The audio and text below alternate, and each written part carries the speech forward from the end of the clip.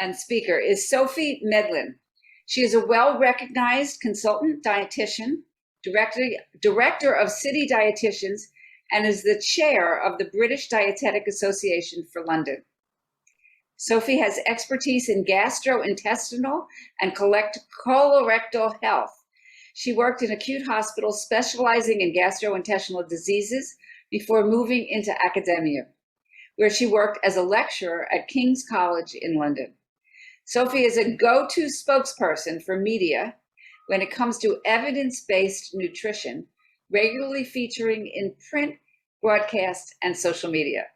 And she's going to talk to us today about redefining the focus of nutrition from aesthetics to health. And I'm really interested to see where she's going with this. So please welcome Sophie. Thank you so much, Tina. And as everyone has said, it's so lovely to be here and have so many people online and interested in what we're talking about today. I might take a massive liberty and fill up a bit of extra time because I could talk about this stuff all day. I am currently in my clinic in central London with my lovely dog under my desk. So if he starts ferreting around and you can hear some funny noises, it's him, not me. One of the things that I always find it important and useful to do, particularly when we have this many people in the room, is give people a bit of understanding about the difference between different people in the nutrition space. So dietitians, we're the medical nutrition people. So dietitians will do a 4-year degree normally here in the UK, foundations of nutrition. So we'll do almost 2 or 3 years just understanding the science of nutrition. And then we go on to learn how to apply that to medicine. So if anyone has a medical condition that they want nutrition help for, you need a dietitian. Nutritionists are generally people who are trained to work with the general public, people who are healthy, that kind of thing, work in public health. And I work with some incredible nutritionists in research when I worked at King's and other universities, but they're not trained to work with people who are unwell. They're not medically trained. And then here in the UK, we also have people who are called nutritional therapists, which are more like alternative medicine people. So not necessarily evidence-based individuals. And that's not their fault. It's just the way that they're trained. And it's a very different profession to what I do. And as Tina really kindly said, I've been a registered dietitian since 2007. I worked my way up through the NHS. I was a lecturer for about 5 years, and now I direct my company CityDietitians, where we see lots of patients. We see lots of patients today, mostly with complex colorectal conditions, so problems with their bowel or rectum. And then I also do product development work, so I design vitamins and probiotics and other products. And I also do a lot of media work, which keeps me busy all in all. But I'm very lucky to love everything that I do. And I'm really grateful to have this opportunity to come and talk to you today about what is going on in the world of nutrition and how we can perhaps all work together to try and make things a little bit better for the future generations. So one of the things that worries me significantly is that 67 to 92% of teenagers report using social media for health information, and the range goes between these 3 things. So we know from fitness, sexual health and nutrition. And as some of my colleagues may talk to you later, there's been some incredible steps towards health from social media. We've seen some really positive stuff happen, including people being much more interested in kale than they ever have been, and eating more avocados than we can produce as a country, as a world, as a planet. But unfortunately, there are some downsides to this because perhaps not everything that they're reading is correct. So lots and lots of teenagers are using social media as almost a public health platform. They're using it to get this health information from. Unfortunately, as many of us adults will be in different areas that we're not experts in, many teenagers are unable to identify reliable health information. So what they can't do, as many of us can't, is tell the difference between fact and fiction on these social media platforms, despite going to them for advice.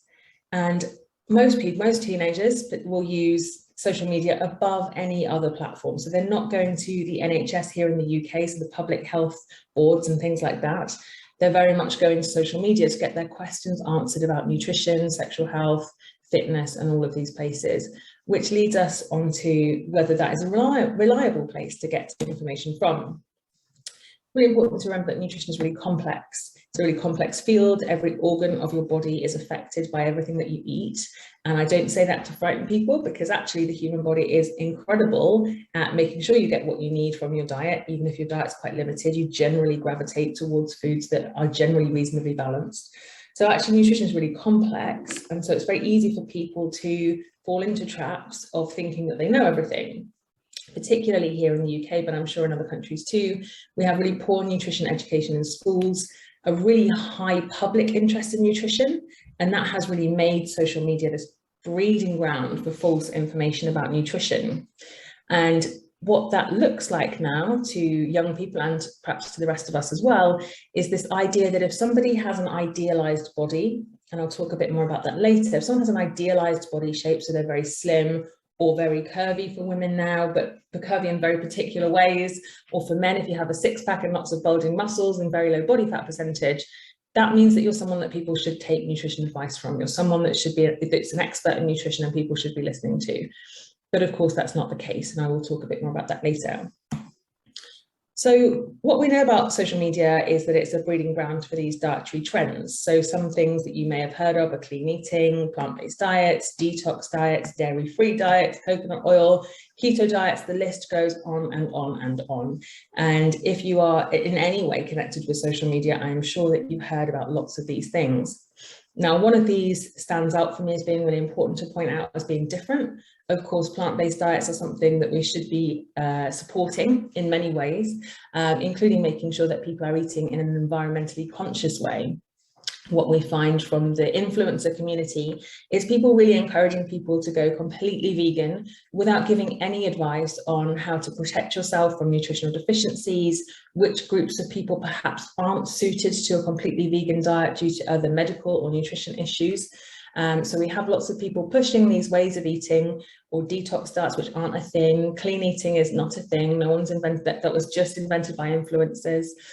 There's a real encouragement of cutting out dairy among the influencer community, which has its own health risks. We've got what the Osteoporosis Society in the UK call a ticking time bomb for teenage bone health, with everyone cutting out dairy from their diet and moving to plant-based milks without any dietitian or nutritional person telling people to do that. Just a real push from influencers that people should be doing this. And of course, we had some documentaries that really frightened people. And now there's this real kickback against dairy, which is undoubtedly going to lead to a disaster for teenage bone health as those young people get older. We've seen coconut oil take over the world when we fought so hard to get people's saturated fat intake down. Coconut oil is full of saturated fat, which we still know is super harmful to our long-term cardiac health. And of course, keto diets are one that you may or may not have heard of, and apologies if you're not interested in any of this stuff, but I talk about it all day and assume that everyone's interested. Ketogenic diets are a very low carbohydrate diet, and absolutely, you know, if you tap into any sort of low carb communities online, it's a real militant community these days, and ketogenic diets are something that no dietitian has ever recommended, apart from to a very small cohort of children with epilepsy, which is what they were invented for.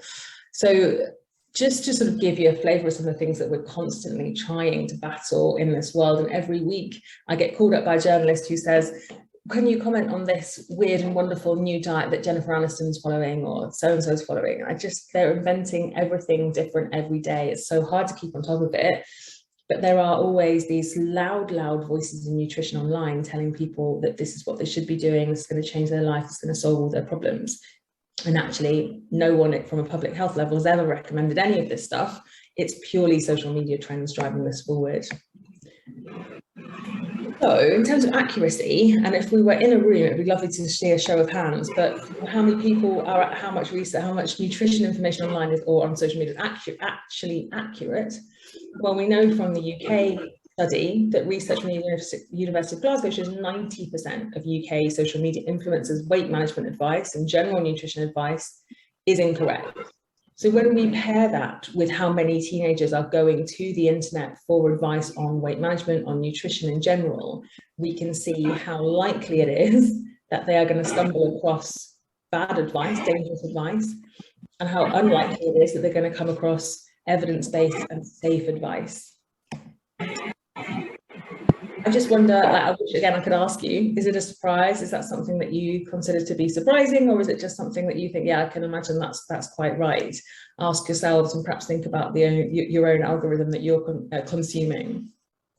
One of the things we've seen, unfortunately, a massive rise of is body image problems post-pandemic. It was huge before the pandemic, but it's really been much stronger post-pandemic.